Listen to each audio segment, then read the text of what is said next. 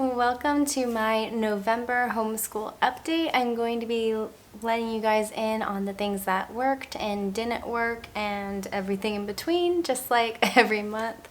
So if you guys remember, first of all, hold on, I'm getting off my track. It's December.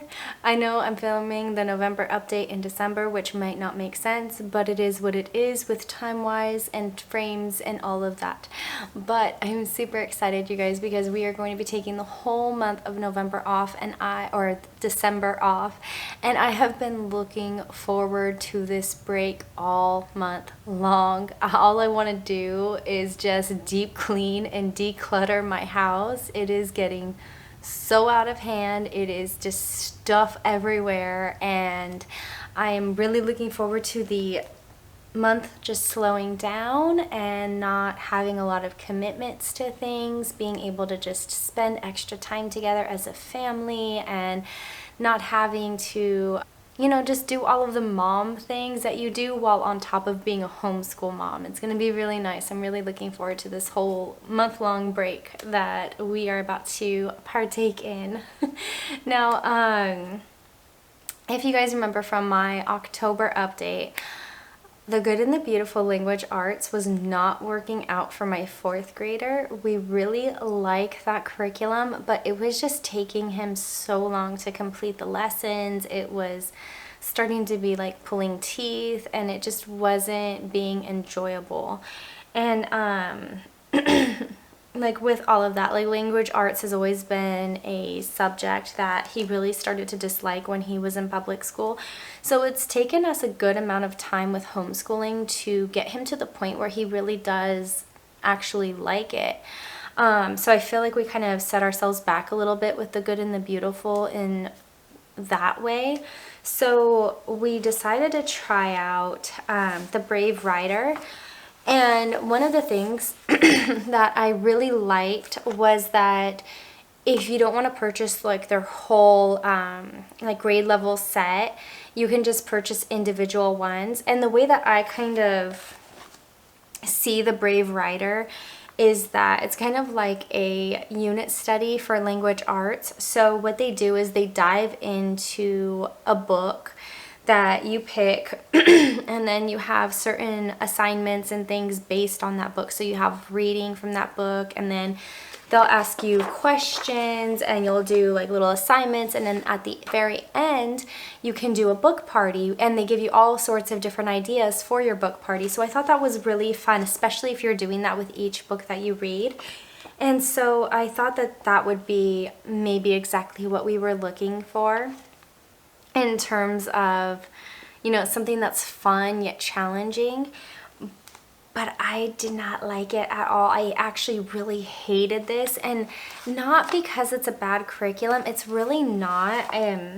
If you follow Julie Bogart at all or have read her Brave Writer book, the book is really great. I don't necessarily agree with everything that she, you know, says to do in that book, but I do think that it's a really good book, and then you can take and pick the things that you think will work for you and your family and your homeschool and leave the rest in the book. But if you guys follow her at all, she seems very, I don't know how to put it in like the best way, I don't know.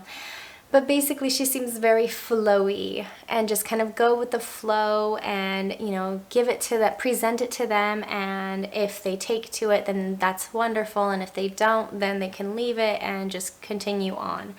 So that is definitely how the curriculum is set up. I very much like open and go curriculums. If using this has taught me anything, is that I don't even want to look at something that's no longer open and go, because this required, to me, it required too much planning, and that's why I didn't like it, because it wasn't open and here, this is what you do on day 1, day 2, day 3, day 4, day 5, whatever it is. Now the nice thing about it is very flowy, so if you only want to do language arts 2 or 3 days a week, you could easily do that with this. It's more so set up by weeks, so it'll be week 1, and then here is, I can't flip. But here's everything that you would do in week 1. So one of the things that I struggled with for that is this is basically 8 pages long. So it's just telling you like, this is everything you should cover in week 1, like go have fun. And I did not like that lack of organization or, you know, just that like structured feeling where it's like, okay, we did what's on day 1, we're good. We did what's on day 2, we're moving along just fine. It was very much just like you have to sit down and really plan it instead of just going with the flow of it. So I did not personally like that. There were also some other things, like at one point she introduced indentation, and she talked about how to use it, but nowhere in this did it go into when and why you would use it. So I don't know, I just felt like in some ways there were still certain things to be desired. I know that from what I have gathered from this particular set that we purchased for, I'll back up a little bit. We got this set for the mouse and the motorcycle. And so from the little bit that I read on the teacher's portion, it does seem like it's a little bit, you know, if you've been using something like the Good and the Beautiful, this might be a little bit behind that. It feels more like she is introducing things slowly to maybe get the children to really enjoy writing and spark that creativity before just here, no, you know, this and that.